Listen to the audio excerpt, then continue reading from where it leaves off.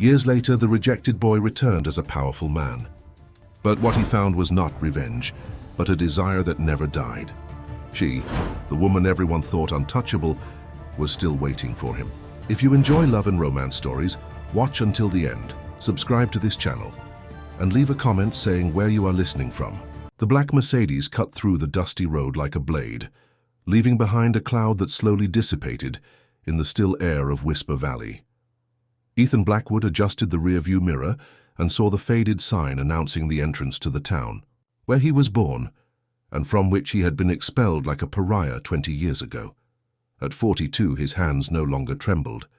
The face that had once been thin and haunted now displayed the polished hardness of someone who had learned that power is the only language the world understands.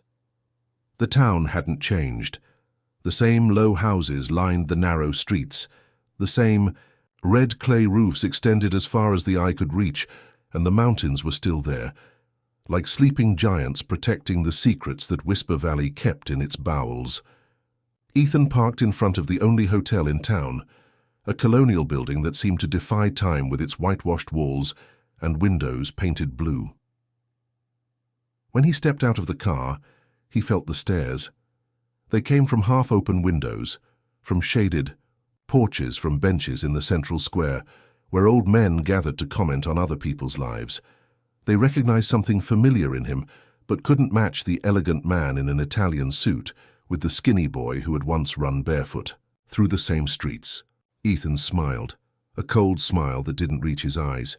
He let them look. Soon the whole town would know he had returned. The hotel lobby smelled of beeswax and mothballs. The receptionist, a middle-aged woman with her hair pulled back in a tight bun, looked up as he approached. There was something in her expression, a mixture of curiosity and distrust that Ethan knew well. "Good afternoon," he said, placing his leather wallet on the counter. "I have a reservation. Ethan Blackwood." The woman typed something into the old computer, her fingers hesitant over the yellowed keys. When she found the name, her eyes widened slightly. "How long will you be staying with us, sir?" she asked, her voice carrying excessive formality. "As long as necessary," replied Ethan, taking the key she held out to him. "I'm here on business, properties. Perhaps the town needs renovation." The word hung in the air like a veiled threat. The receptionist swallowed hard and forced a professional smile. Ethan climbed the wooden stairs that creaked under his steps, each step echoing in the heavy silence of the building. The room was simple, clean, functional. From the window he had a perfect view of the central square, and, beyond, the streets that were lost in the direction of the mountains. That's when he saw her. Sarah walked across the square with the same tranquility as always, carrying a wicker basket full of flowers. Her brown hair, now longer, swayed gently as she stopped to greet a neighbor. She wore a simple cotton dress, blue like the winter sky, and leather sandals that seemed handmade. At 38, she maintained the same serenity that had fascinated him when they were young. Ethan stepped away from the window, his chest tight with a sensation he couldn't name. It wasn't nostalgia. Nostalgia was a luxury he couldn't afford. It was something more visceral, more dangerous. It was the memory of a time when he still believed that love could save someone. He poured himself whiskey from the bottle he always carried in his luggage and settled into the worn leather armchair, watching the afternoon shadows lengthen across the wooden floor. In a few hours, the whole town would know that Ethan Blackwood had returned. Tongues would loosen, memories would resurface, and the ghosts of the past would emerge from their hiding places to dance again in the dusty streets of Whisper Valley. But this time he was ready. This time he had enough power to rewrite his own history. The church bell struck 6 when Sarah opened the wrought iron gate that protected her small garden. The house where she had always lived was one of the oldest in Whisper Valley, built by her Portuguese great-grandparents, with stones taken from the mountains themselves. The thick walls kept the interior cool during summer and warm in winter, while the high windows allowed the golden afternoon light to spread through the rooms, like honey spilled over polished wood.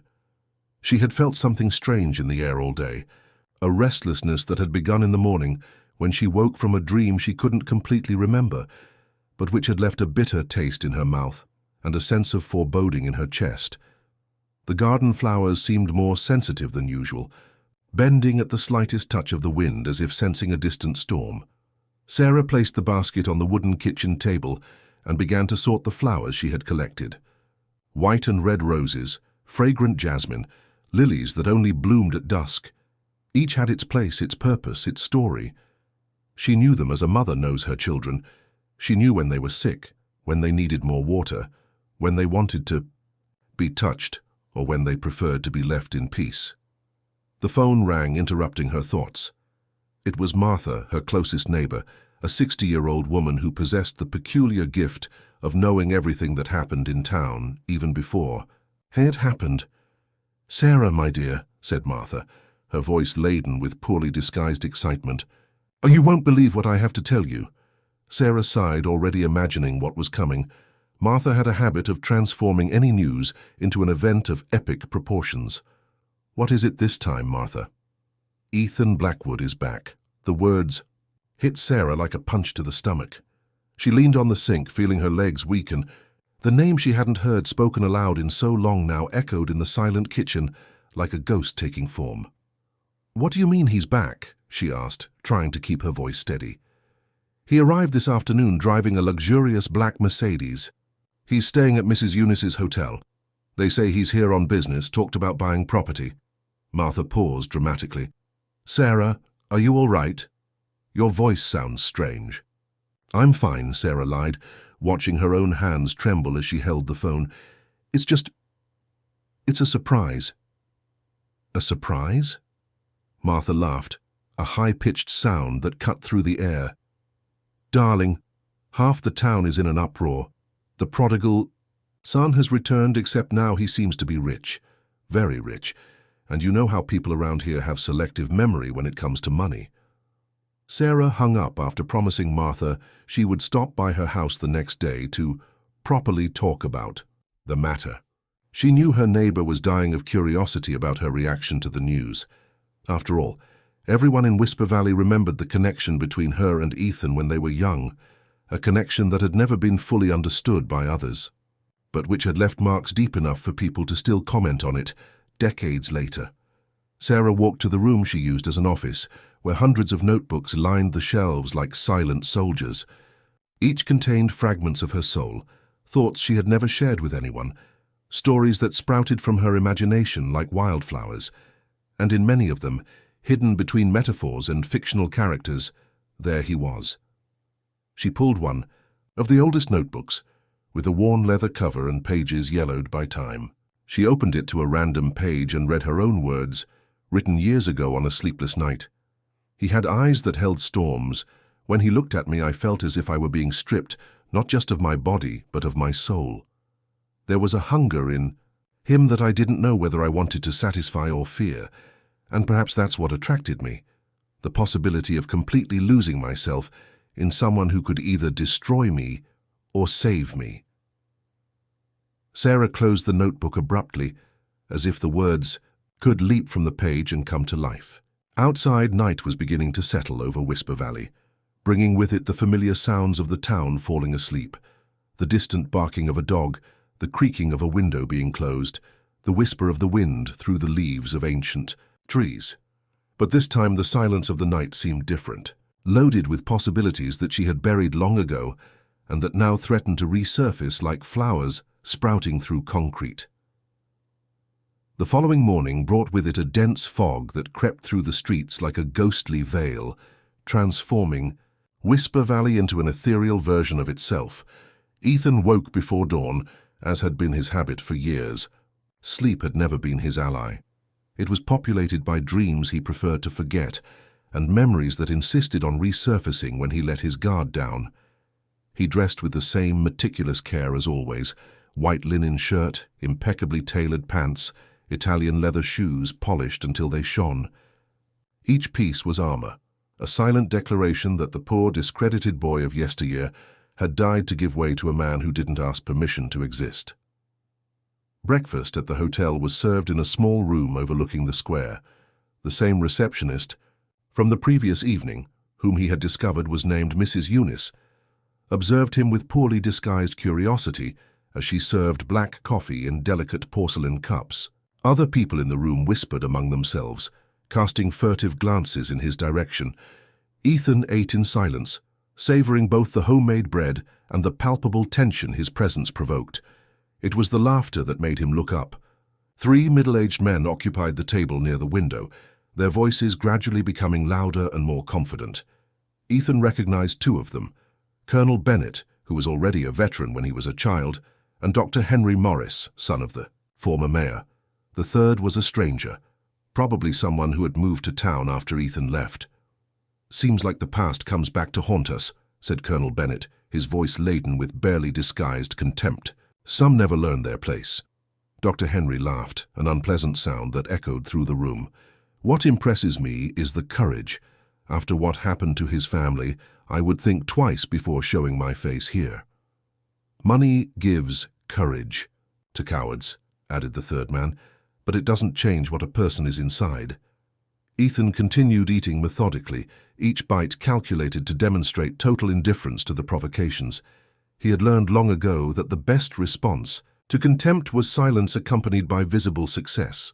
When he finished, he rose with deliberately slow movements and walked to the table of the 3 men. "Colonel Bennett," he said, his voice low but clear enough for everyone in the room to hear. "Dr. Morris.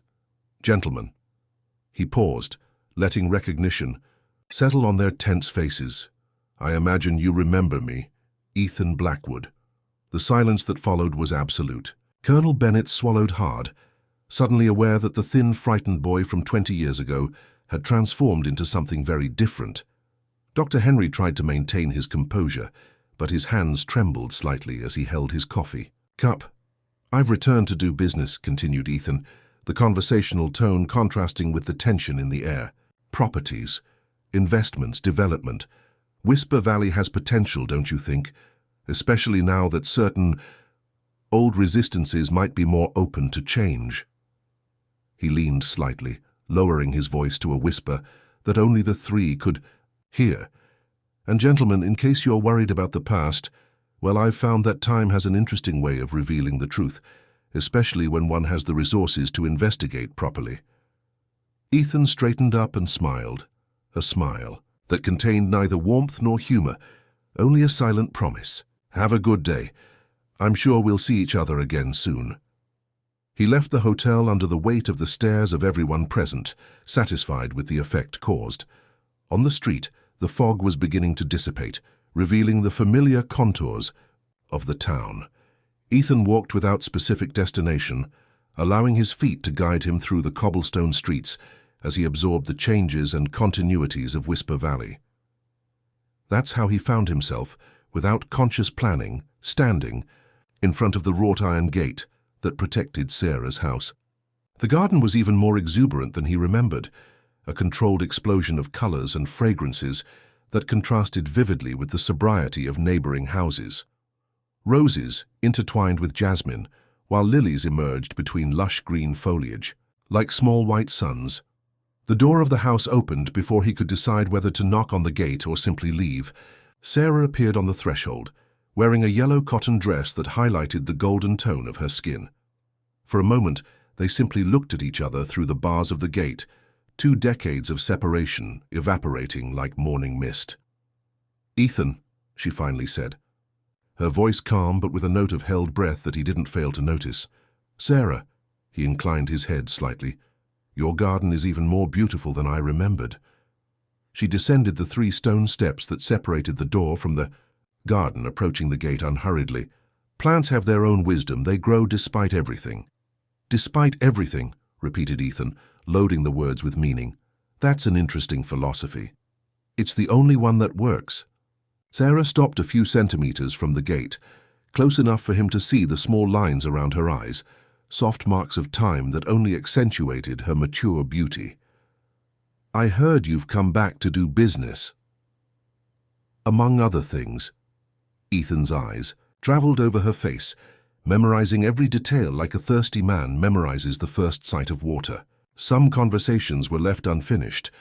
Sarah held her breath for a moment, then forced a smile that didn't reach her eyes.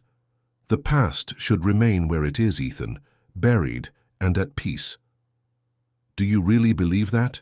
he asked, his voice low and intense.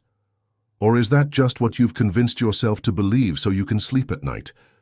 The question hung between them like smoke, laden with years of unspoken words and repressed desires. Sarah looked at her own hands, which held one of the iron bars of the gate with enough force to leave her knuckles white. "I need to take care of the flowers," she finally said. "They need water." Ethan nodded, accepting the strategic retreat. "Of course, perhaps I'll pass by here again to see how they're growing."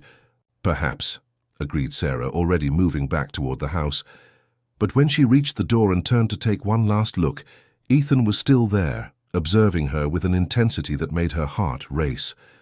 For a moment, she allowed herself to imagine what it would be like to open that gate, what it would be like to let him in, not just to her garden, but to all the secret places of her soul where she had kept the memory of him like a sacred relic.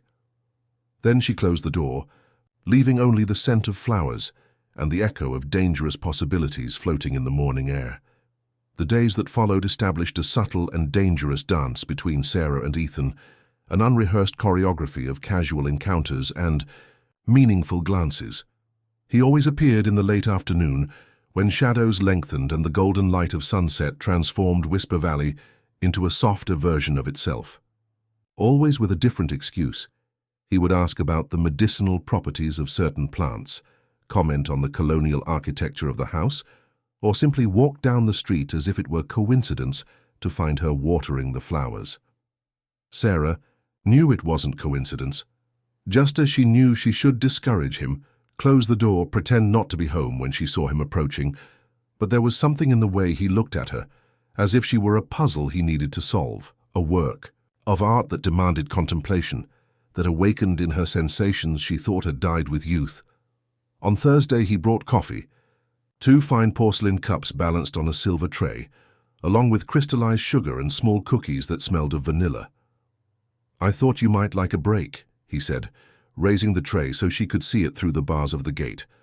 "Gardening must be tiring work." Sarah hesitated. Accepting would be an invitation, an opening to something she wasn't sure she was ready to face. Refusing would be rude, and also a lie, because the truth was that she waited for these visits like a plant waits for rain after days of drought. "Only if you let me repay you with some roses," she finally said, opening the gate for the first time since he had returned. The garden seemed more intimate with Ethan in it. His presence altered the energy of the place, making it less sanctuary and more stage for something indefinite but intense. They sat on a stone bench beneath a jasmine vine, the tray between them like a fragile bridge over 20 years of silence. "You never married," said Ethan, not as a question, but as a statement. "Why?" Sarah took a sip of the coffee, strong, bitter exactly as she liked it, before answering. "And you, why did you never marry?" I asked first. And I asked a better question. She smiled, and for a moment she seemed again the stubborn girl he had known decades ago. "Besides, who said I never married? Maybe I'm a widow or divorced, or have a husband who travels a lot." "There's no ring mark on your finger," observed Ethan, "not even the ghost mark that remains when someone stops wearing one. Your hands are those of someone who never promised to belong to another person." The observation was too intimate, revealed an attention to detail that made Sarah feel naked. "You were always very observant." "I had to be. In some places, observing well is a matter of survival." And was it? A matter of survival? Ethan was silent. For a moment his eyes fixed on the red roses blooming near the bench. "Sometimes, especially in the beginning, when I left here with no money, no references, nothing but anger and determination, to prove that all of you were wrong about me." "Us?" Sarah's voice carried a note of hurt that he didn't expect. "I was never wrong. About you, Ethan, I always knew who you were." "And who was I?" Sarah set the cup on the bench between them and stood up, walking to a bed of white lilies. Someone who carried storms in his eyes, someone who felt everything with an intensity that frightened people, someone who had so much love to give that it ended up turning into anger when he didn't know where to put it. The words echoed in the silent garden, laden with a truth that made Ethan feel as if he had been struck by lightning. He stood up too, approaching her until he could smell the jasmine perfume that seemed to be part of her skin. "And now," he asked, his voice hoarse, "who am I now?" Sarah turned to face him, and the proximity between them was such that he could see every golden fleck in her brown eyes. Someone who still carries storms, but who has learned to control them. And is that good or bad? I don't know yet. They remained like this for a moment that seemed to stretch indefinitely, so close, that the air between them vibrated with unexplored possibilities. Ethan slowly raised his hand as if to touch her face, but stopped inches from her skin. "Sarah," he murmured, the name emerging as a prayer or a plea. "No," she whispered, but she didn't move away. "Not like this. Not yet." "Then when?" "Maybe." "Never." But her words contradicted the way she leaned slightly toward him, as if her body had a will of its own. "You scare me, Ethan. Not in the way you scared me before, when we were young. You scare me because now I know what it means to lose yourself in someone, and I know that if I truly let you in, there might be no going back. And if I say I'm scared too, you'd be lying." Ethan laughed softly, a sound without humor. "You still know me too well. Or you still let me know you too well." The moment was broken by the sound of a window closing abruptly in the neighboring house. Sarah stepped back, suddenly aware that they were probably being watched, that by the end of the day the entire town would be commenting on the fact that Ethan Blackwood had had coffee in Sarah Wilson's garden.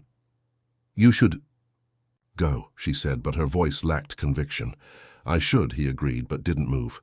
"Sarah? Yes? I used to dream about you. During all these years, strange dreams where you wrote me letters that I could never read completely before waking up."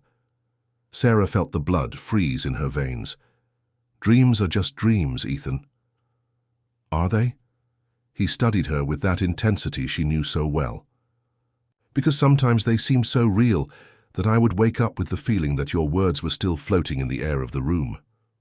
She didn't answer. Couldn't answer. Because if he knew about the notebooks, about all the letters she had actually written but never sent, about all the nights she had poured her soul onto paper, imagining that he might somehow feel her across the distance. "Good afternoon, Ethan," she said firmly, walking toward the house. "Good afternoon, Sarah." He collected the tray and headed for the gate. "Thank you for the coffee and for the roses." Only when he disappeared around the bend in the road did Sarah realize she had forgotten to give him the promised flowers. But somehow she knew he would come back for them. And when he returned, perhaps she would be ready to give him much more than roses.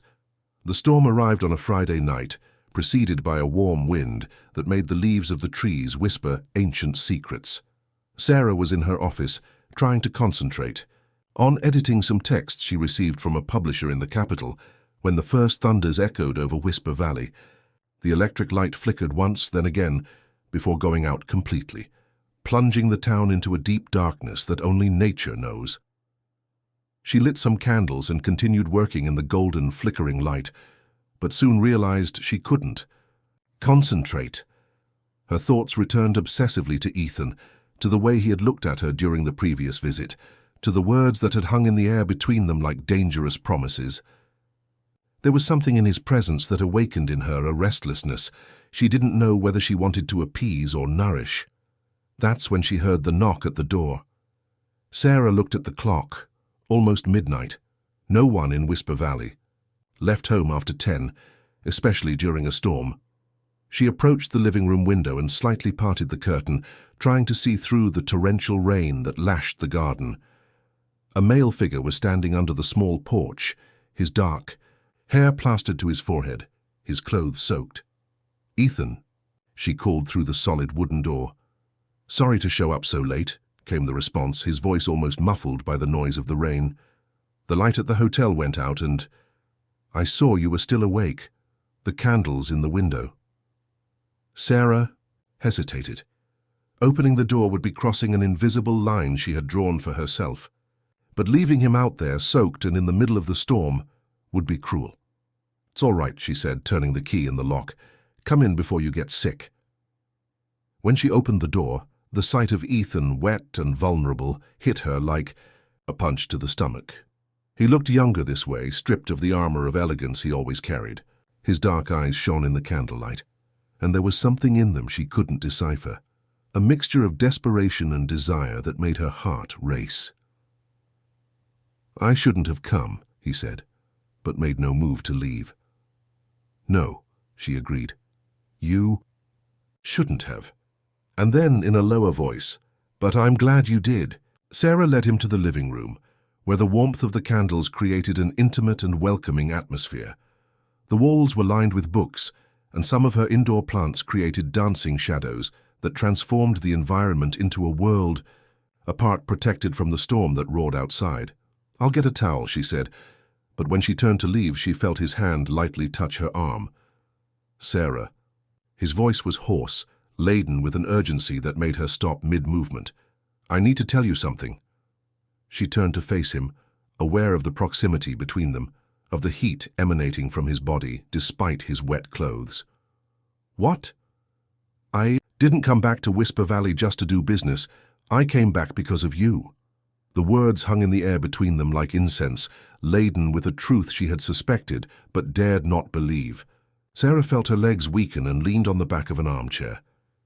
"Ethan." "Let me finish." He moved closer, so close that she could see the raindrops still caught in his eyelashes. "During all these years, in all the places I've been, in all the deals I've closed, in all the women with whom I tried to forget you, there was always something missing, a void that had exactly the shape of your absence. You don't know me anymore," she said, her voice trembling. "I've changed. We've both changed." "Changed?" He raised his hand, and this time didn't hesitate, touching her face gently. "Or just learned to better hide who we really are." His touch was like fire and ice at the same time, burning and soothing, awakening sensations that Sarah had buried so deeply she had almost forgotten they existed. She closed her eyes, allowing herself for a moment to imagine what it would be like to completely surrender to that touch, to that presence that both tormented and seduced her in equal measure. "I wrote about you," she whispered, the words escaping, before she could stop them.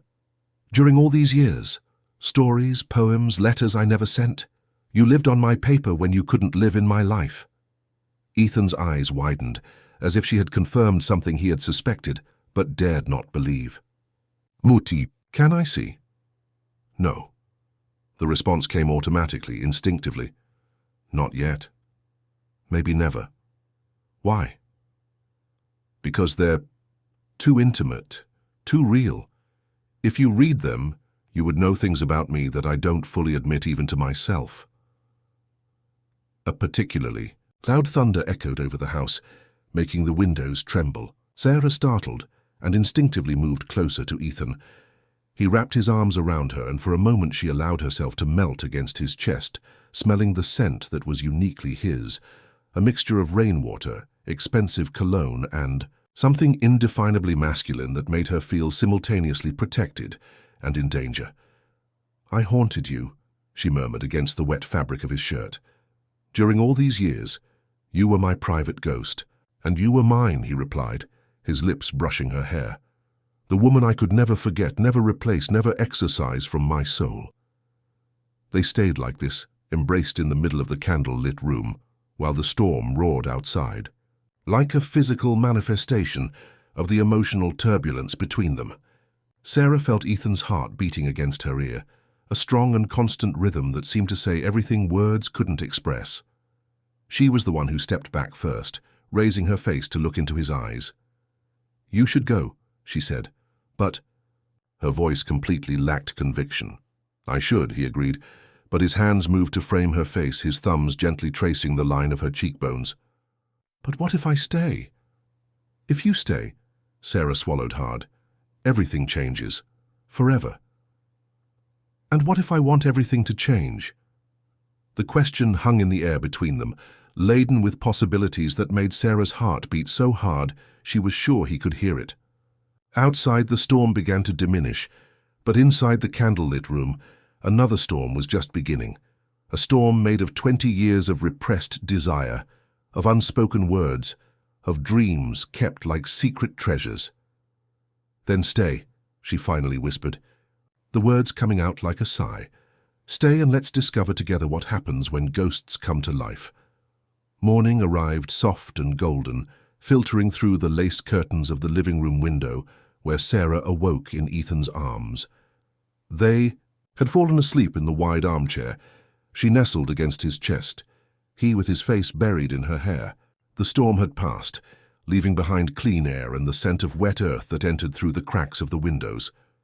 Sarah opened her eyes slowly, allowing herself for a few precious moments to simply exist in that feeling of completeness she hadn't experienced in decades. Ethan's body radiated warmth, and she could feel his deep, regular breathing gently moving her hair. For an instant, it was possible to pretend they were just two people who loved each other, without the weight of the past or the fear of the future. But reality wasn't slow to impose itself. Whisper Valley was a small town, where secrets were as rare as snow in summer. If someone had seen Ethan entering her house the night before, or if they saw him leaving in the morning, tongues would loosen like hunting dogs on the trail of prey.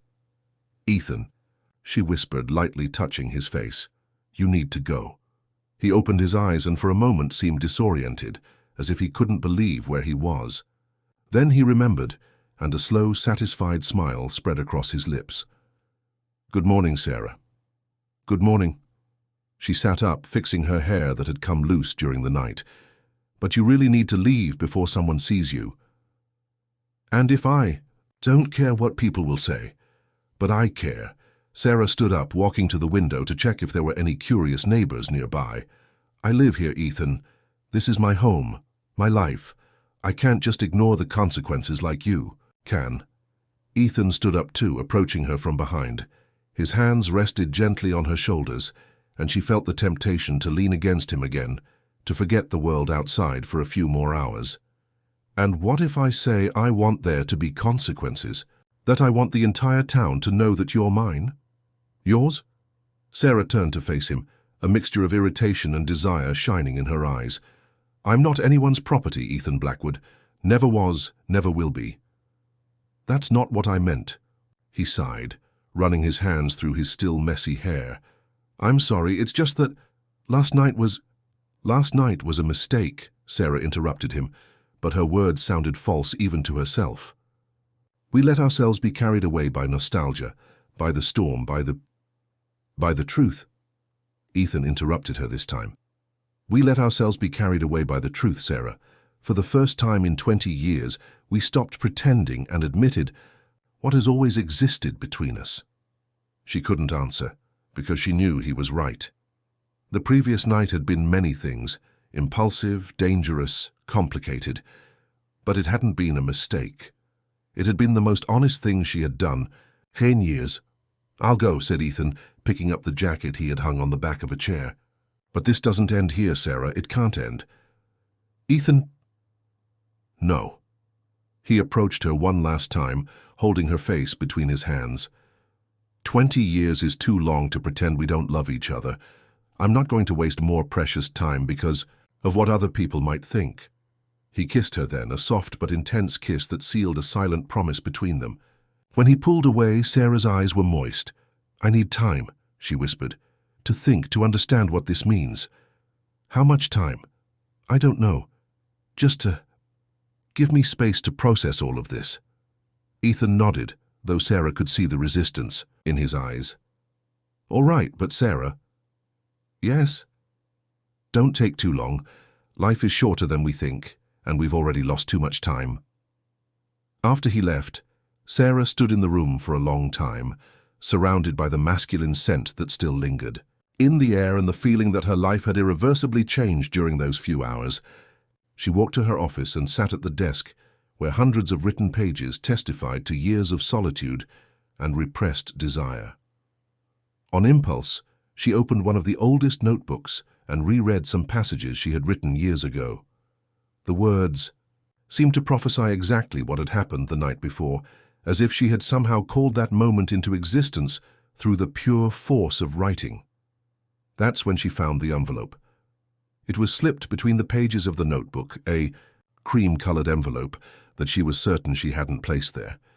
Her name was written on the front in handwriting she didn't recognize, elegant, careful letters that seemed to dance across the paper. With trembling hands, Sarah opened the envelope. Inside was a single sheet of paper with a few lines written in the same mysterious handwriting. Dear Sarah, some stories are dangerous when they come to life. Some passions are destructive when realized.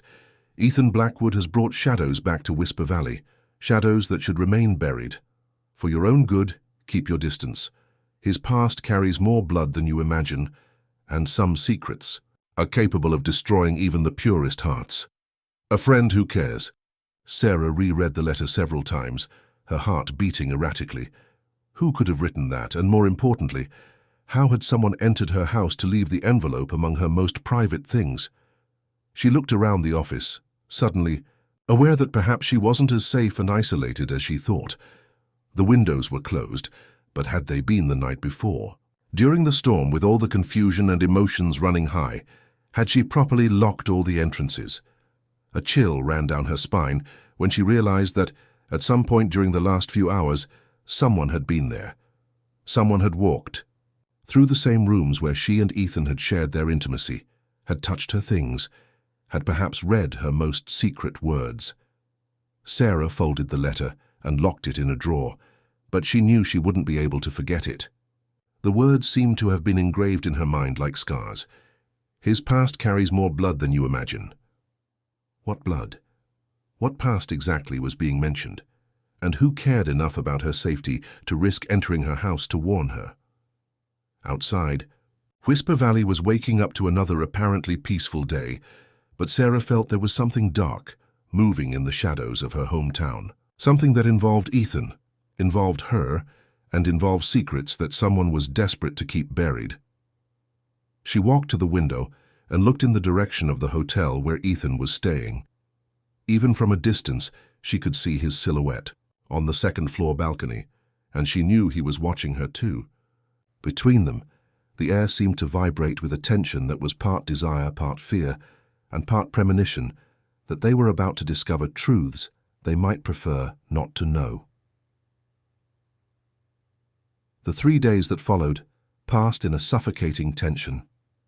Sarah hadn't seen Ethan since the morning he left her house, but his presence was felt throughout Whisper Valley like a distant storm that everyone knew was approaching. She heard the whispers in the markets, saw the speculative glances from neighbors, felt the weight of others' curiosity like stones on her shoulders. Martha had appeared on Monday with a flimsy excuse about needing herbs for a recipe, but Sarah knew she was there to investigate. Her eyes scanned every corner of the room, as if looking for evidence of something forbidden, and she asked seemingly innocent questions about noises during Friday's storm. "Weren't you afraid, alone here during all that rain?" she asked, pretending to examine a pot of violets. "I heard the power went out at the hotel. Poor Ethan must have spent the night in the dark." "It must have been uncomfortable indeed," Sarah replied neutrally, picking mint leaves with more force than necessary. "Some people said they saw a figure walking down the street during the storm. But it must have been an impression, right? Who would be crazy enough to go out on a night like that?" Sarah didn't answer, but felt her blood run cold. If Martha had heard rumors, soon the whole town would know. In places like Whisper Valley, truth and speculation mixed until they became indistinguishable, and both could be equally destructive. It was on Tuesday that she received the second letter. This time the envelope was slipped under the front door, as if someone had left it, during the early morning hours. The same elegant handwriting, the same quality of paper, but the message was more direct. "Sarah, you didn't heed my first warning. Ethan was seen leaving your house Saturday morning. People are beginning to talk. Do you know the story of Isabella? Blackwood, Ethan's mother. Do you know why she really died? Look in the church archives in the registry book of 1978. Look for his birth certificate. There are details that were never publicly revealed. The man you're falling in love with again carries a secret that could destroy everything you believe about yourself. Last chance to back away before it's too late." Sarah reread the letter, several times her hands trembling, Isabella Blackwood. She vaguely remembered Ethan's mother, a beautiful, melancholic woman who had died when they were teenagers. The death had been sudden, a domestic accident, they said at the time. But the letter insinuated something very different. Without allowing herself to think too much about what she was doing, Sarah got dressed and walked to the church in the center of town. Father Michael, the same priest who had baptized her 40 years ago, received her with a warm smile, but she noticed that his eyes seemed concerned. "Sarah, my child, how are you? I've been hearing ill comments around town." "Father Michael, I need to consult the old archives, birth and death records from the 70s. It's for research I'm doing." The priest hesitated. "What kind of research?" "Local history, genealogy." Sarah hated having to lie to him, but there was no alternative. You know how the old families of Whisper Valley have intertwined histories. Reluctantly, Father Michael led her to a room at the back of the church, where dusty archives were aligned on high shelves. "The records from 1978 are in that section," he said, pointing to a shadowy corner. "Be careful with the documents, they're very old." Sarah spent 2 hours searching through the archives before finding what she was looking for. Ethan Blackwood's birth certificate was there, yellowed by time, but legible. She read it once, then, again her heart racing with each line. Name, Ethan Blackwood. Date of birth, March 15, 1982. Mother, Isabella Blackwood. Father, not declared. But there was a note in the margin, written in pencil in a different handwriting. A notation that seemed to have been made years after the original record. Investigate possible paternity, J.W., 1995. J.W. John Wilson, her father. Sarah felt the world spin around her. She leaned on the wooden table, trying to process the implication of those initials. Her father had suspected that he himself could be Ethan's father. With trembling hands, she searched for other documents. She found Isabella Blackwood's death certificate, dated September 1998, cause of death. Domestic accident, fall downstairs. But there was another notation, this time in the handwriting of the old priest. Family requests investigation. Questionable circumstances. Sarah closed her eyes, trying to remember that time. She was 16 when Isabella died. She remembered the funeral, how Ethan had been left alone in the world overnight. She also remembered how her father had become strange after Isabella's death, distant, melancholic, as if carrying a guilt he couldn't express. "Did you find what you were looking for?" Sarah startled. Father Michael was standing in the doorway, watching her with an expression that mixed concern and knowledge. "Father Michael," she said, her voice coming out as a whisper, "do you know anything about the relationship between my father and Isabella Blackwood?" The old priest sighed deeply, as if he had been expecting that question for decades. "Sit down, my child. There are things that perhaps it's time for you to know." Sarah sank into a chair, preparing herself to hear truths that could change everything. "Your father came to see me a few weeks before he died," began Father Michael. "He was tormented by something that had happened years before. He confessed to me that he had had a relationship with Isabella when they were both younger, before he married your mother, before Ethan was born. They were dating. Very much in love, according to him, but John came from a traditional family, and Isabella was considered unsuitable for marriage. Poor, you know how things were back then, so he gave in to the pressures and married Elena, your mother."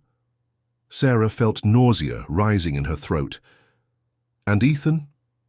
"John always suspected he might be his son. The dates coincided. The appearance, but Isabella never confirmed or denied it, and after she died he became obsessed with the idea that he might have abandoned his own son. Why did he never tell me this? Because he wasn't sure, and because he was afraid of destroying the memory you had of him as a father." Father Michael leaned forward. "Sarah, why are you asking about this now? Does it have to do with Ethan's return?" Sarah couldn't answer.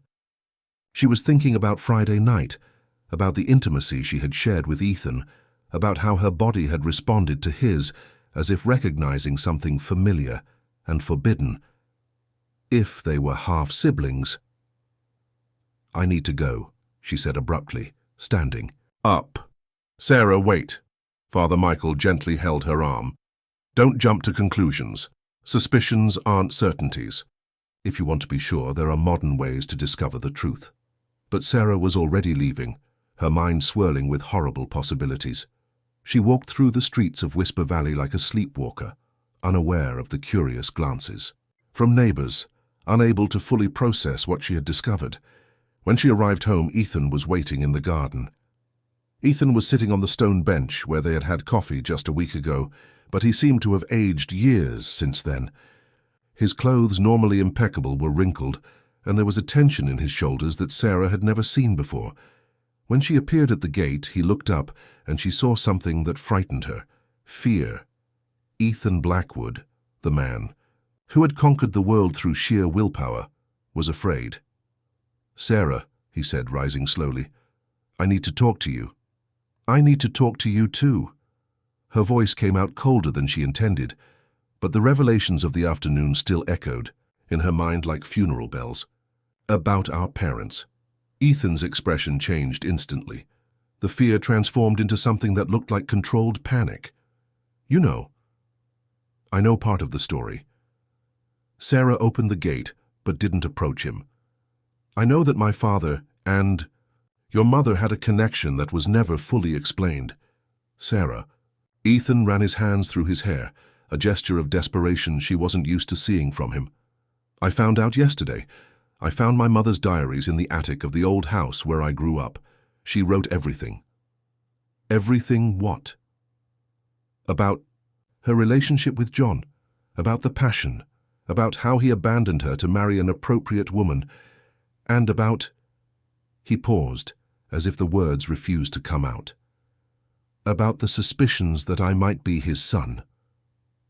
Sarah felt her legs weaken.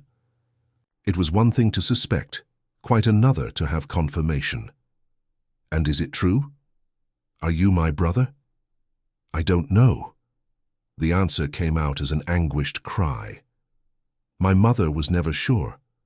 John Wilson was the great love of her life, but she also had relationships with other men at that time. She wrote that she preferred to live in doubt than to discover the truth and have to give up the dream that I was his son." Sarah leaned against the gate, trying to process the information. "So there's a real possibility that we are half-siblings." "Yes." Ethan approached her slowly, as if afraid she might run away. "Sarah, I know how this looks. I know it's disturbing and wrong, and it's disgusting." The words came out before she could stop them, laden with a revulsion that was as much for the situation as for her own reaction, because even knowing the possibility, even with all rationality screaming alarms in her head, she still felt attracted to him. "If we're siblings, everything that happened between us is—" "I know." Ethan's voice was hoarse with pain. "You think I haven't thought about this? You think I don't feel sick just imagining the possibility? But Sarah, we don't know for certain. And until we know, what? We're going to pretend this possibility doesn't exist? We're going to continue as if nothing has changed? We're going to find out the truth." Ethan held her shoulders, forcing her to look into his eyes. "There's a test, DNA test. I can have it done discreetly without anyone in town knowing. In a week, we'll have the definitive answer." Sarah pulled away from his touch, as if she had been burned. "And if the test confirms we're siblings, what do we do then? How do we live with the knowledge of what we did?" "We didn't do anything that couldn't be undone," said Ethan, but his voice lacked conviction. "We kissed, we slept, embraced. We didn't go beyond that, but we wanted to." The admission came out as an ashamed whisper. "Ethan, I wanted to. On the night of the storm, I wanted everything. If you had tried, I wouldn't have resisted. I wanted it too." He closed his eyes as if in physical pain. "God forgive me, but I wanted it so much it hurt. And now I don't know if this desire is love or something sick that should have been buried with our parents." They remained silent for a moment, the weight of the revelation hanging between them like a toxic shadow. Sarah looked at the flowers in her garden, at the roses she had cultivated with such care, and wondered if there was a metaphor there. Something about seeds planted in contaminated soil, about beauty growing from impure places. "There's something else," said Ethan finally. "In my mother's diaries she mentions letters. Letters she wrote to John years after I was born, begging him to take a paternity test. She says she never had the courage to send them, but... But? Someone stole them. When she died, the letters disappeared from her house. And Sarah..." He hesitated, as if weighing whether he should continue. "She suspected that someone in Whisper Valley knew the truth about my paternity. Someone who had an interest in keeping the secret buried." Sarah thought about the anonymous letters she had received, about how someone had entered her house to leave the first one. "Ethan, I've been receiving letters, anonymous letters warning me to stay away from you." His eyes widened. "What kind of letters?" Sarah ran into the house and returned with the 2 envelopes. Ethan read the messages, his expression growing darker with each line. "Someone knows," he said finally. "Someone in Whisper Valley knows the truth about our possible family connection and is using it to separate us. Or is trying to protect us from making a terrible mistake. Or is trying to manipulate us for reasons we don't understand yet." Ethan carefully folded the letters. "Sarah, we need to find out who's behind this, and we need to do the DNA test." "I can't." Sarah shook her head violently. "I can't live in uncertainty for another week, but I also can't live with the certainty if it confirms our worst fears." "Then what do you want to do?" Sarah looked at him, really looked, trying to find in his features some resemblance to her father that she might have missed before. The dark eyes, the line of his jaw, the way he frowned when he was concentrating. Was there something familiar there? Something she should have recognized years ago? "I want you to leave," she said finally, the words coming out like shards of glass. "I want you to leave Whisper Valley and never come back." "Sarah, please." She was crying now, tears that carried 20 years of repressed love and the possibility that this love was fundamentally wrong. "If you really care about me, if you ever truly loved me, go away. Let me try to forget you again." Ethan stood motionless for a long moment, studying her face as if trying to memorize every detail. "And if I say I can't, that even knowing the risks, even with all the uncertainty, I can't simply give up on you, then you're more selfish than I thought." The words hit him like slaps. Sarah saw the pain spreading across his face, but didn't try to soften the blow. It was necessary for both of them. "All right," he said finally. "I'll go. But Sarah?" "What?" "One day you'll want to know the truth, and when that day comes, I'll still be here. No matter where I am in the world, if you call me, I'll come back." He walked to the gate, stopped, and turned one last time. "I love you," he said simply. "However we're connected, whatever the truth about our parents, I love you, and that's the only certainty I have." Sarah watched him walk away, each step echoing on the silent sidewalk, like the beats of a heart saying goodbye. Only when he disappeared around the bend in the road did she allow herself to collapse, falling onto the stone bench where they had shared so many moments laden with possibilities. The flowers around seemed to whisper ancient secrets, and Sarah wondered if true love was always destined to carry some kind of tragedy, or if she and Ethan were simply unlucky, enough to discover that even the purest feelings can flourish on forbidden ground. 2 weeks passed in Whisper Valley, like a dense fog that refuses to dissipate. Sarah discovered it was possible to live mechanically and automatically, wake up, tend to the flowers, eat without tasting, answer neighbors' questions with polite monosyllables, return home, and pretend that reading or writing still brought some pleasure. But beneath this superficial routine, a constant pain pulsed like an inflamed tooth, reminding her at every moment that Ethan had left. He had left Whisper Valley on a Thursday morning, without warnings or public goodbyes. Mrs. Eunice had commented that he had paid the hotel bill and simply disappeared, leaving behind only a sealed envelope with instructions to be delivered to Sarah if she asked about him. Sarah didn't ask, at least not out loud. The anonymous letters had stopped. Without Ethan in town, whoever was watching apparently considered that the threat had passed. But Sarah didn't feel relieved. She felt empty, like a house after all. The furniture has been removed, where each step echoes with an amplified loneliness. It was Martha who brought the news on a Sunday afternoon, appearing in the garden with a cornbread cake and an expression that mixed genuine concern with poorly disguised curiosity. "Sarah, my dear, you don't look well at all," she said, placing the cake on the garden table. "You're too thin with dark circles under your eyes. People are commenting." "What are people commenting?" asked Sarah, pouring coffee into cups that shook slightly in her hands. "That you've been different since Ethan left. Some say you were—" Martha hesitated as if she wasn't sure whether she should continue.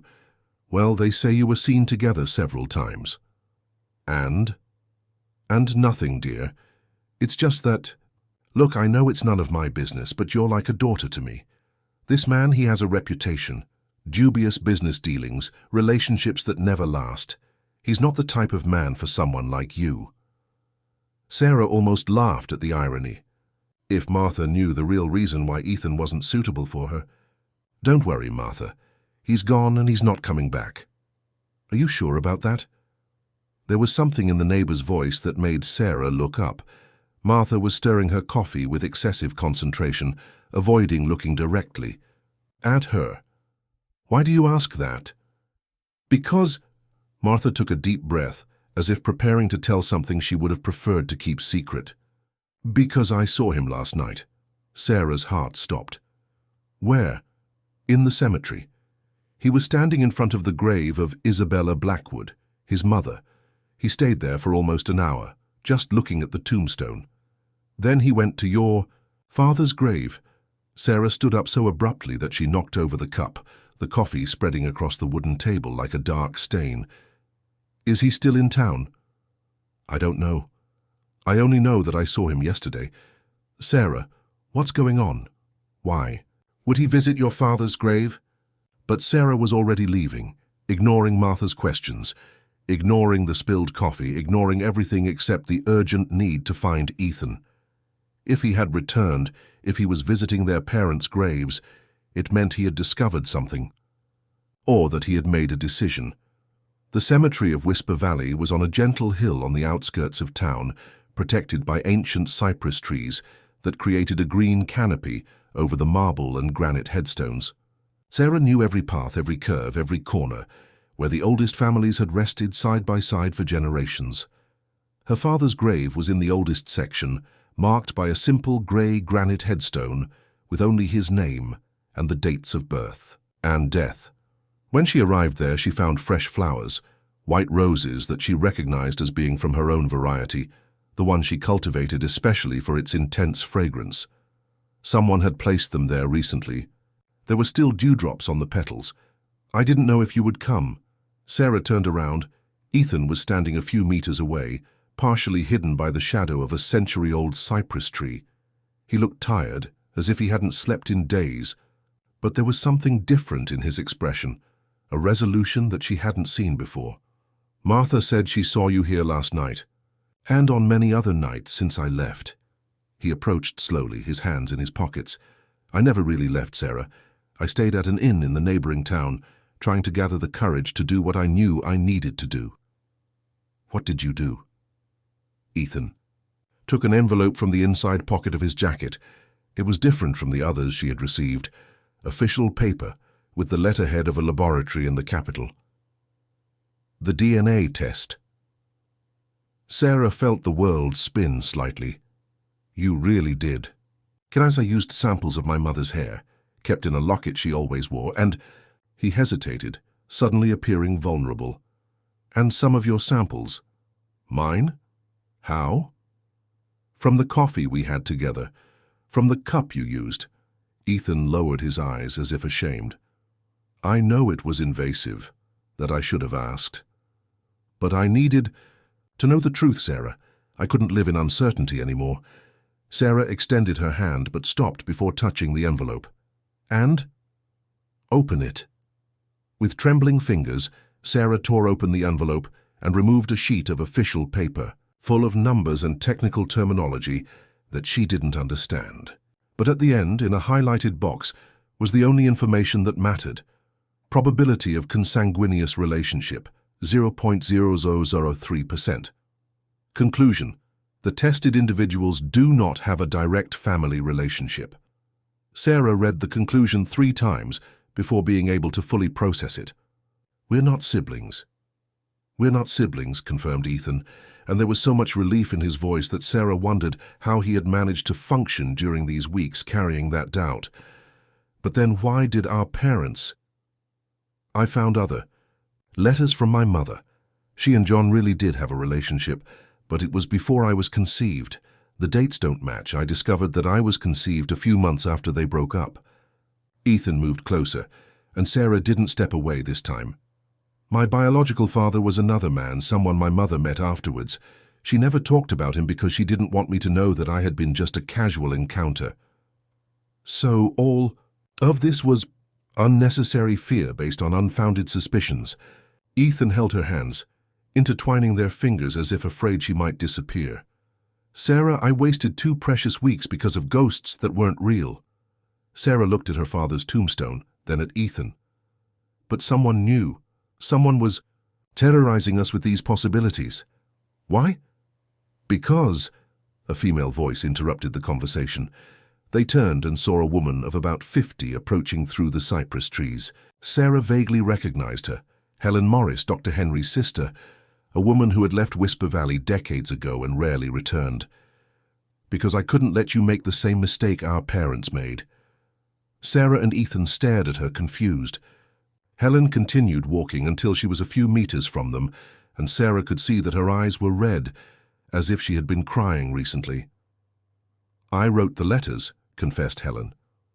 "I entered your house, Sarah. I knew about the suspicion of Ethan's paternity, because my family always knew of the rumors. And I couldn't let it happen again." "Let what happen again?" asked Ethan, his voice tense. Helen took a deep breath. "I was in love with your father, Sarah. John Wilson was the love of my life, but he chose your mother. And when Isabella appeared pregnant shortly after, when rumors started about who the baby's real father was, I used that to try to separate them.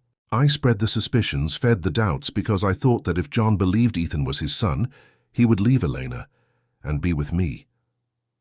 Sarah felt nauseated. "You destroyed families out of jealousy."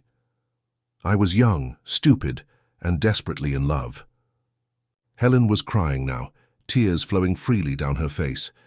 "But it didn't work. John never left Elena, and Isabella died carrying that doubt. I've carried the guilt for decades. And when I saw you two getting close again, when I thought that maybe you really were siblings, I couldn't let you repeat the tragedy.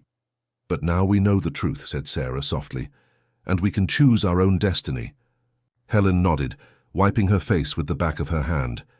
"That's why I'm here, to apologize and to tell the truth. You deserve to be happy, deserve to have the chance that our parents never had." She turned and began to walk away, but stopped. After a few steps, "Sarah, your flowers are beautiful, your mother would be proud." And then she disappeared among the cypress trees, leaving Sarah and Ethan alone with the truth finally revealed.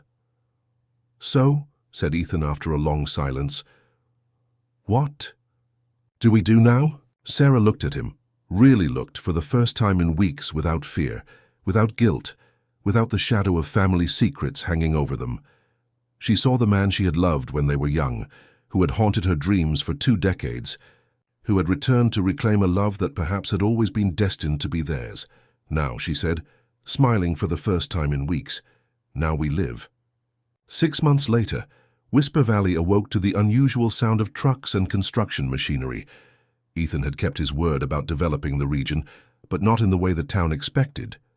Instead of a luxury resort that would drive out local residents, he created a project that respected the town's identity, a boutique inn that would employ the inhabitants, a cultural center that would preserve local history, and public gardens where Sarah could share her knowledge of medicinal plants with anyone interested. Sarah watched the activity from the window of her office, now transformed not only into the sanctuary of her own words, but into a shared space where she and Ethan worked together. She on her texts and he on his projects. They had decided not to marry in the traditional sense, but to build something deeper, a partnership that honored both their individual independence and their unbreakable connection.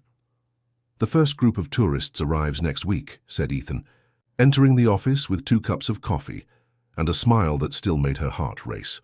"Martha is euphoric about the idea of cooking for outside visitors. And Father Michael is still shocked that you donated money for the church renovation," added Sarah, accepting the coffee and allowing him to lightly kiss her forehead. Some bridges need to be rebuilt. They had spent the months not only rediscovering each other, but healing the wounds that Whisper Valley had carried for decades. Ethan had used his wealth and influence not to take revenge on those who had expelled him, but to demonstrate that success could coexist with compassion. Dr. Henry, Morris now worked with him on the inn's medical project, offering free care to residents. Colonel Bennett had become an unlikely ally after Ethan saved his farm from bankruptcy. "There's something I want to show you," said Sarah, opening a drawer in the desk. From inside, she removed a carefully bound manuscript. "I finished it," Ethan took the volume with reverence. On the cover, in elegant letters, was written, "Letters to the Wind, a Love Story in Whisper Valley," by Sarah Wilson Blackwood. "You changed your name," he observed, touching the words with his fingertips. "I changed our story," she corrected. "I turned everything into fiction. The characters have different names, some events were altered, but the essence is all there. The love that survives time, social differences, secrets of the past, even the fear of oneself." Ethan opened the book to a random page and read aloud. He had eyes that held storms, but she discovered she wasn't afraid of the rain. She had learned that some storms don't come to destroy, but to wash away what needs cleaning, to water what needs to grow. "Recognize it. From your old notebook. You really knew me even when I didn't know myself." Sarah stood up and walked to the window, watching the works that were slowly transforming her hometown. "You know what's strangest? During all those years writing about you, about us, I always imagined a happy ending, but I never managed to imagine what it would really be like to live that ending." "And how is it?" She turned to face him. This man who had been her first love, her secret obsession, her greatest fear, and now her greatest joy. "It's better than anything I could have imagined, because it's real." Ethan approached, embracing her from behind, and together they looked at Whisper Valley transforming below. The town that had witnessed so much suffering now flourished with possibilities. Children played in streets, where before there had only been whispers of distrust. Young people who had left in search of opportunities were beginning to return, attracted by the new work possibilities and the renewed atmosphere of hope. "Do you regret it?" asked Sarah. "Coming back, stirring up the past, risking everything?" "Never." The answer came without hesitation. "Even if we had discovered we were really siblings, even if we could never be together in this way, I would never regret coming back, because now I know the truth about everything, about our parents, about Helen, about us, and the truth, even when it hurts, is always better than living a lie." "And Helen? Did you manage to forgive her?" "I did." Ethan kissed the top of Sarah's head. "She was in love and made terrible choices because of it. It's not for me to judge her. Besides, indirectly, she did us a favor. She forced us to face our deepest fears, and when we managed to overcome them, we discovered that our love was strong, enough to survive any storm. Even the possibility of being related. Even the possibility of being related." Sarah nestled closer against him, feeling the solidity of his presence, the tangible reality of a dream she had cultivated on paper for 2 decades. "Ethan." "Yes. I love you, not as a character in my books, not as a fantasy in my dreams, but as a real man with flaws and virtues, with a dark past and uncertain future. I love you exactly as you are." "And I love you," he replied, turning her in his arms so he could look into her eyes. "Not as the idealized girl of my memory, but as the strong, intelligent, independent woman you've become. I love you for the way you care for plants, for the way you write as if words were petals falling from your hands, for the way you transformed pain into art and solitude into wisdom." They kissed then, there in the window illuminated by the afternoon sun, while Whisper Valley stretched below them, like a fulfilled promise. It was a kiss that sealed not only their love, but also the healing of an entire town, the reconciliation with the past, and the courage to build a future that honored both the lessons learned and the dreams yet to be realized. When they separated, Sarah noticed that one of the machines down below had stopped near the site where the new public garden would be built. The workers were planting the first seedlings, white roses that she herself had selected and cultivated, especially for the project. "Your flowers will grow throughout the town," observed Ethan. "Our flowers," corrected Sarah, "because now everything is ours. The flowers, the dreams, the fears overcome, the stories written and those we have yet to live."